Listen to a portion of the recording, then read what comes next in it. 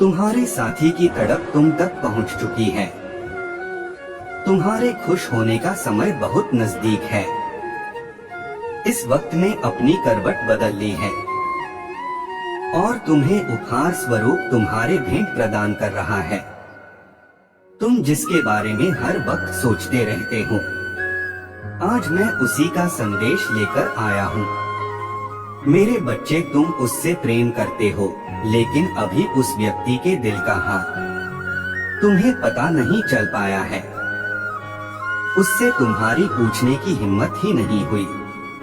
तुम इस दुविधा में रहते हो कि क्या वह तुम्हें प्रेम करता भी है या नहीं, क्या वह तुम्हें अपने लायक समझता भी है या नहीं, या वह तुम्हारे लिए भी प्रेम महसूस करता है या नहीं, क्या वह तुम्हें याद भी करता है जैसा कि तुम उसके लिए सोचते हो, क्या वह उसी तरह से सोचता है भी या नहीं। इन सब बातों में तुम गोते लगा रहे हो, उसे याद करते हो, उसे हिचकियां भी आती है या नहीं। इस सब को सोचकर तुम चिंताएं किए जा रहे हो और उसके बारे में लगातार सोचे जा रहे हो। मेरे बच्चे, अपने प्रेम में मधुरता लाने के लिए तुम सावन का हर वो उपाय करते हो जो लोग तुमसे कहते हैं। मेरे बच्चे, आज मैं तुम्हें यही बताने आया हूँ कि जो तुम्हारा हाल है वही हाल उसका भी है। उसका दिल तुम्हारे खातिर धड़कता है, तुम्हारे लिए ही उसका जीना होता है, तुम्हारे लिए ही वह श्रृंगार करता है।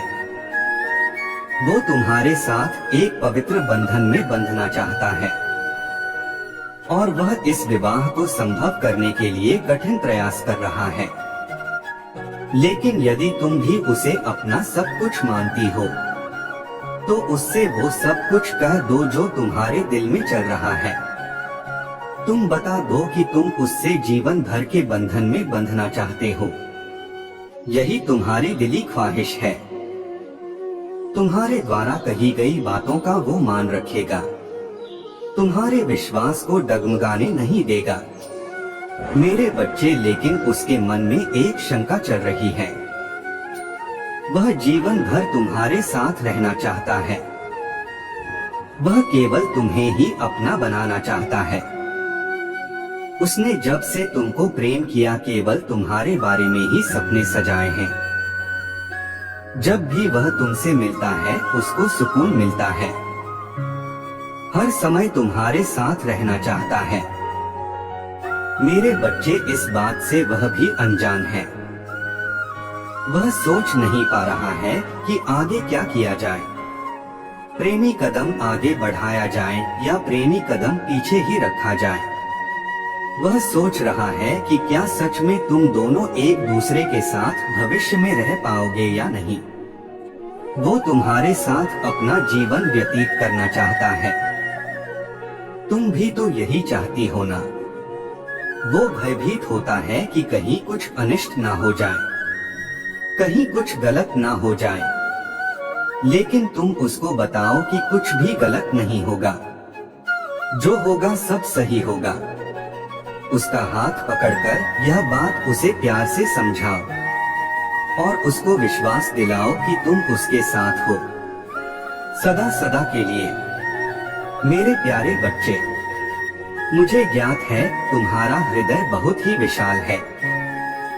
तुम बहुत अच्छे अच्छे गुणों से संपन्न हो, लेकिन मेरे बच्चे, मैंने तुम्हारे अंदर एक अवगुण देखा है और मैं नहीं चाहता कि मेरे किसी भी बच्चे में यह अवगुण शेष रहे, क्योंकि इनके कारण ही लोग तुम्हारे अंदर की अच्छाई को नहीं देख पा रहे हैं। वह तुम्हें गलत समझ रहे हैं और तुम लोगों की नजरों में बुरे बनते जा रहे हो।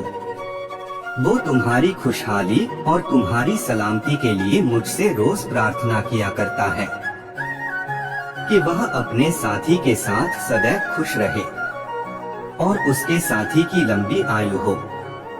वह यह भी कहता है कि उसके प्रेम की उम्र लंबी हो। मेरे बच्चे, वह तुम्हारे लिए वह सब कुछ करता है। ये सब देखकर मुझे अत्यंत पीड़ा हो रही है क्योंकि तुम्हारे अंदर बहुत अच्छे अच्छे गुण हैं। लेकिन तुम्हारे इस एक अवगुण के कारण तुम्हारे वह गुण किसी को नजर नहीं आ पा रहे हैं। तुम कड़ी मेहनत कर रहे हो, किंतु तुम्हारे इस एक अवगुण के कारण तुम्हारी मेहनत सफल नहीं हो पा रही है। तुम्हारे बड़े बड़े काम बिगड़ जा रहे हैं और मैं कभी भी नहीं चाहता कि तुम्हारे साथ ऐसा हो। तुम्हें कुछ ऐसा करना चाहिए जिससे तुम्हारा यह अवगुण अच्छे गुण में परिवर्तित हो जाए। किसी भी चीज की अति अच्छी नहीं होती है।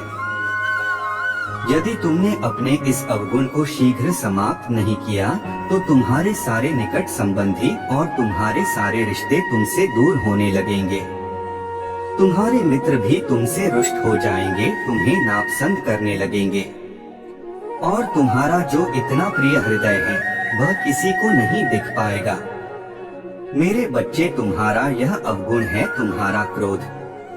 तुम बहुत ही शीघ्र क्रोधित हो जाते हो। तुम सामने वाले की बात को पूरा नहीं सुनते हो। अपनी गलती होने के बाद भी सामने वाले की गलती देखते हो। ऐसा नहीं है मेरे बच्चे, गलती दोनों तरफ से होती है। कई बार हमें लगता है कि हम बिल्कुल सही हैं और हमने तो कोई गलती की ही नहीं है। हमारे अंदर तो कोई दोष है ही नहीं। लेकिन मेरे प्यारे बच्चे, तुम्हें क्या यह ज्ञात नहीं कि गलती होना तो स्वाभाविक है। तुमसे भी अपने जीवन में कई बार बहुत बड़ी बड़ी गलतियां हुई होगी, पर जब कोई सामने वाला गलती करता है या तुम्हारी बात को नहीं सुनता तो तुम्हें इतनी जल्दी क्रोध क्यों आ जाता है? क्रोध के समय तुम जो भी करते हो, जो भी व्यवहार करते हो, वह कदाचित उचित नहीं है। वह तुम्हारे जीवन में विष घोल रहा है। क्रोध नकारात्मकता का ही एक हिस्सा है और यह जीवन में नकारात्मकता को लाता है। इसे तुम बढ़ने मत दो। जितना तुम इसे बढ़ने दोगे, यह उतना ही ज्यादा तुम्हारे गुणों का विनाश करता जाएगा और तुम्हें एक ऐसा इंसान बनाएगा जिसे तुम खुद ही पसंद नहीं करोगे। इसलिए मेरे प्यारे बच्चे, खुद को शांत रखना सीखो। जब कभी भी तुम्हें क्रोध आए या कुछ समय के लिए क्रोध आए तो तुम वहां से चले जाओ या मन में ओम नमः शिवाय का जाप करो। तुम्हारा क्रोध शांत हो जाएगा और क्रोध में जो गलतियां तुम निरंतर करते जा रहे हो वह गलतियां भी खत्म हो जाएंगे। तुम तो मेरे सच्चे भक्त हो और मैं जानता हूँ मेरी इस संदेश का पालन करोगे और अपने अंदर किसी भी प्रकार की बुराई को शेष नहीं रहने दोगे। मुझे पूर्ण विश्वास है तुम अपने इस अवगुण को शीघ्र समाप्त कर दोगे। मेरे बच्चे, मैं जानता हूँ कि तुम किन मुश्किलों का सामना कर रहे हो। तुम्हारे प्रेमी ने तुम्हारे साथ जो किया, मैं वह सब जानता हूँ एवं मैं उन्हें भी जानता हूँ जो तुम्हें प्रगति करते हुए नहीं देख सकते, जो तुमसे जलते हैं और जो चाहते हैं कि तुम्हारे साथ कभी भी अच्छा ना हो। वो तुम्हारे अपने होकर भी तुम्हारे अपने नहीं हैं। उन्होंने सदा ही प्रत्येक जगह तुम्हारी बुराई ही की है, परंतु तुम्हें चिंतित होने की आवश्यकता नहीं है। मैं अभी तक केवल तुम्हारी गतिविधियों का आकलन और सबके कर्मों का हिसाब रख रहा था, परंतु अब समय आ गया है कि सबके कर्मों का हिसाब संतुलित किया जाए। तुम्हारा प्रेमी बाह्य चीजों के प्रति आकर्षित हो रहा है और इस मिथ्या आकर्षण में फंसकर वो तुम्हारा मूल्य समझ नहीं पा रहा, किंतु अब मैं उसके जीवन में ऐसी परिस्थितियों को उत्पन्न करूंगा जिससे वह तुम्हारे मूल्य को भली भांति समझ सकेगा। मेरे बच्चे, तुमने अपने जीवन में बहुत दुख और अपमान का सामना किया है। बचपन से ही तुम भय और कुंठा में अपना जीवन जीते आए हो।